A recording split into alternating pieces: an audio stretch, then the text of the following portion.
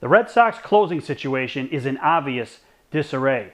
So what are some of the options the team has going forward in trying to fix this problem? With Andrew Bailey really struggling right now, the Red Sox closing situation is a disaster. They brought Bailey here over from the Oakland A's 2 off seasons ago to rectify this problem and replace Jonathan Papelbon. And early in the season, even when Joel Hanrahan was healthy in closing, Bailey was an effective 8th inning pitcher. He was really good. Then he got injured late April, early May, went on the DL, had some problems coming back from that. Then he stepped back into the closer role when Hanrahan finally went on the DL for the season with Tommy John surgery.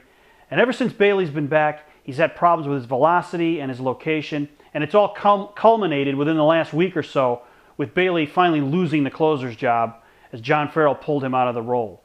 Now, the Red Sox are in first place right now, but if they hope to stay there, they've got to fix this problem. So what are the options that they have?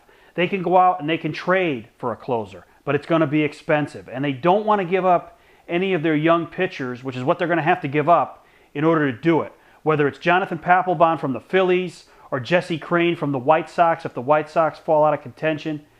I'm not sure the Red Sox are willing to make a deal to bring in a high-profile guy to close games. But they might have to do it because if they're going to stay in first place and separate themselves from the other 4 teams in this division, they got to get these end of games corrected. It is a devastating mental blow when you go ahead in a game. Example number 1 was the first game of the Detroit series in that 4-game series. Red Sox eked out 3 runs and found a way to take the lead to the 9th inning.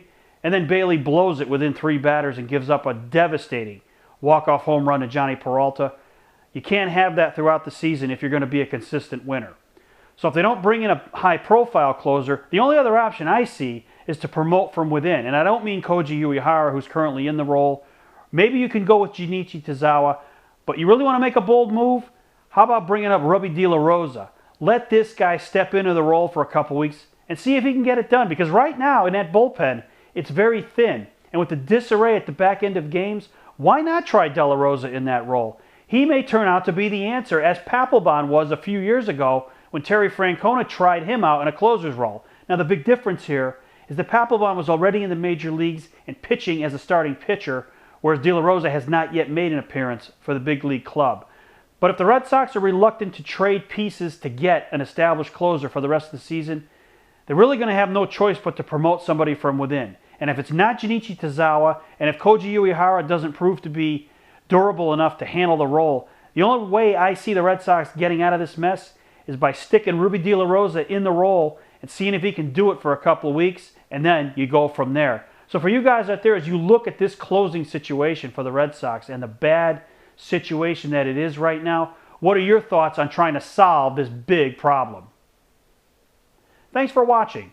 Don't forget to subscribe and tell all your friends about This Week in Red. And don't forget to check out my blog at BoSoxInjection.com.